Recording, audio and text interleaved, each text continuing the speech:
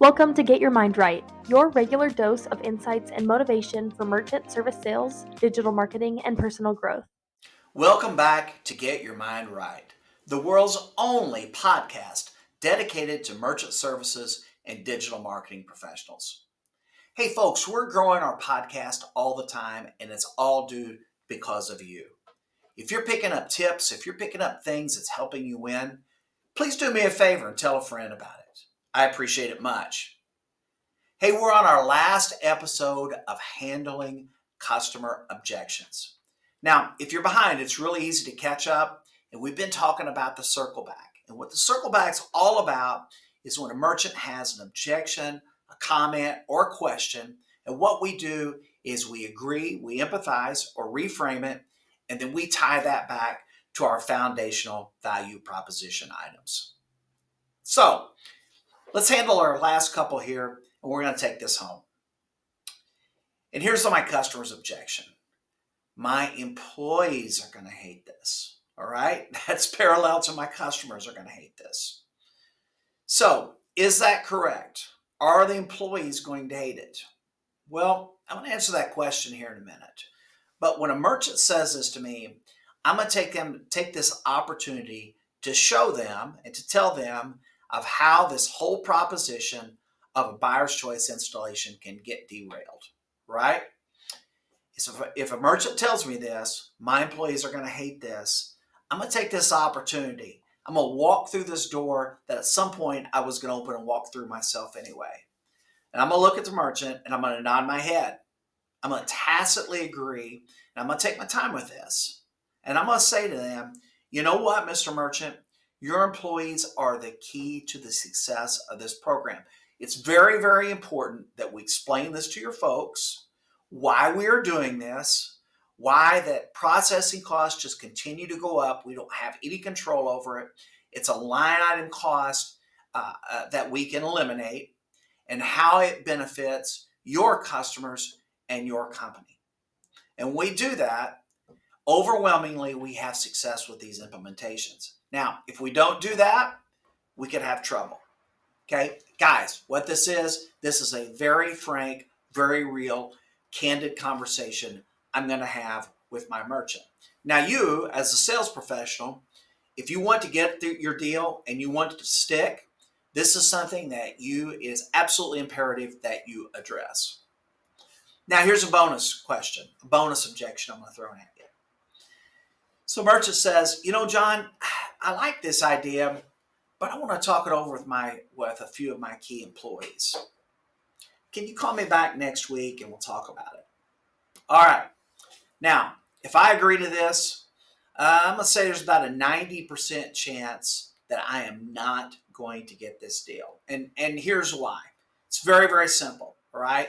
First of all, is the decision maker is going to pitch it to his employees.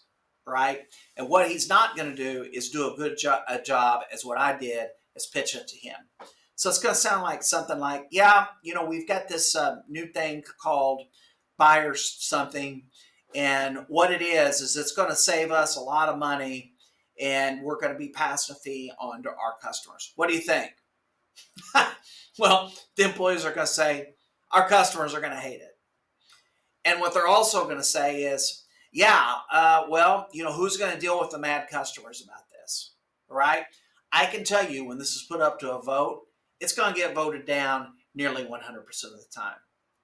So one of the things that we talked about earlier is having confidence in our pitch and doing a lot of repetition. So when I have that confidence, I got to be able to make this bold statement to the customer. It's not just a bold statement, it's very true. I'm going to say, you know what, Bob?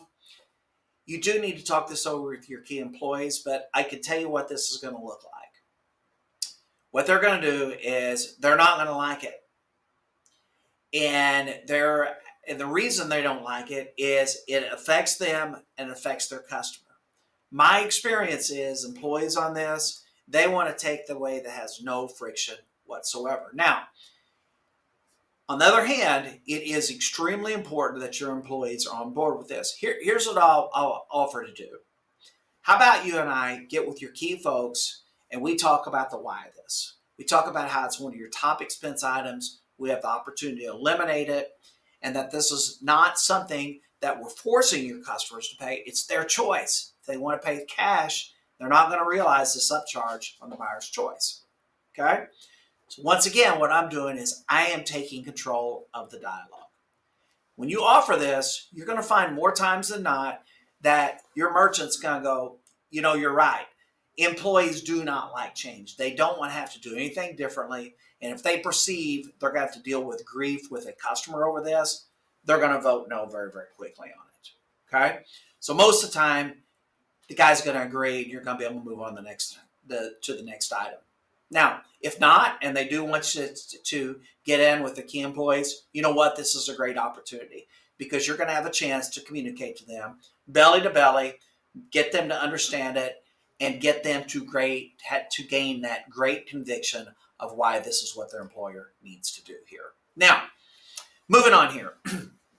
I've heard people say this before, that they're experts at solving problems that they created. And I see this all the time in merchant. So let's talk about preventing problems and phrases that you should never, ever use. And the first one is cash discount. I loathe this term. First of all, this is this little phrase here, this term, cash discount, that encapsulates what every merchant hates about merchant services. Cash discount is an oxymoron. What does that mean? Is it really cash discount? It's not. And for you people say, well, yeah, it is, and you give me this long, tortured rebuttal to that, well, you've just given me the answer. That's what merchants hate about our industry. We make it unwieldy, we make it unreasonably difficult, and we make it where we have to have a long and tortured explanation of what simple words are like cash and discount when you put them together. Stay away from that. The next thing is non-cash adjustment. Well, what in the world does that mean? Okay. All I know is I don't like it, and I don't want to have to talk to a merchant about that. The other one I really dislike, and I see great salespeople make this mistake all the time. They use the phrase, pass the fee to the customer. Okay. I really, really do not like that phrase. Because here's what that sounds a lot like to me.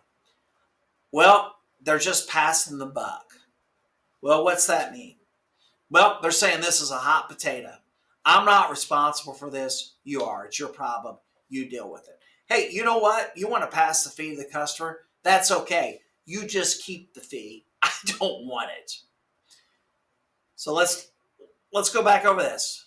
Cash discount, non-cash adjustment, pass the fee to the customer. Don't use these words and phrases. They are just causing problems that weren't there and that you don't want. Now, next steps here, guys, before we bring this home, is get your mind right. These last concepts are the most important. We talk about conviction all of the time. You know, when I was a kid, I loved the vampire movies. A lot of them have the same plot line, right? The vampire in the first act, they claim they're victims. And in the second act, you're getting a team together that's going to go against them. And generally, there's a confrontation with the vampire. They've got all their tools, and one of them is the crucifix. And one of the would-be vampire killers holds up that cross. The vampire just laughs and reaches out and crushes it. Says, you know what? If you're going to make it work, you got to believe. Well, you know what? That applies to us too. If we want to kill vampires, we have to have that conviction. And this is where you got to get your mind right. This is very, very simple. If you've got to print this out, put it in your car. If you've got to put it in your portfolio, put it in your laptop, your tablet, or whatever. Remind yourself all the time to ask yourself these questions.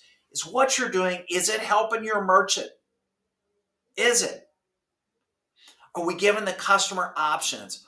Are we forcing this merchant's customers into paying these fees on every transaction? No, we're not. You know, are we doing moves here? Are we executing moves that's help keeping that merchant's prices down? Yes. Does it help your company? Yes. Does it help you? Oh yeah, big time.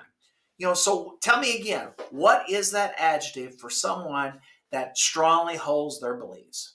Okay? It's conviction. Get it and get excited about it. It's literally going to inform and influence everything that you do. Last thing here, said this several times throughout this long series here, is practice this. If you want to get good at this, if you want to get great, if you want to be the top professional in your field, run to 100 pitches this as quickly as you can. And during that time, you're going to get wins, you're going to get successes, and more importantly, you're going to figure out exactly what it's going to take for you to win with this product and or service. You're going to be great. Hey guys, take the time to record yourself. It's painful. I listen to these podcasts of my own. Nothing more horrifying to me than the sound of my own voice. It's even worse on a recording. But you know what? When you look in that mirror, or in this case, that recording, you're going to see things you don't like. And guess what? It's better that you see those things that you don't like, you fix them rather than you're a merchant. Now, the last thing is understand the offer. Understand it backwards and forwards. And all these techniques that we've talked about, where they want to delay, they want to think about it, or they've got other objections to it, and we want to employ our circle back. It's all about the foundation and you knowing your product backwards and forwards. Hey folks, this has been a lot of fun for me. I find this very, very impactful. I love talking to sales groups about this. And as a sales professional, I'm always looking to sharpen my game as well. We're growing our listenership out here all the time here, and it's all because of you. If you're getting any good out of this, if you're getting tips, if you're picking up things that's helping you win, do me a favor and tell a friend about it. I look forward to seeing you here next time. Thanks for listening. Be sure to tune in every Monday, Wednesday, and Friday at 9:30 Eastern. Like, follow, share, and set your reminders. And remember, always keep your mind right.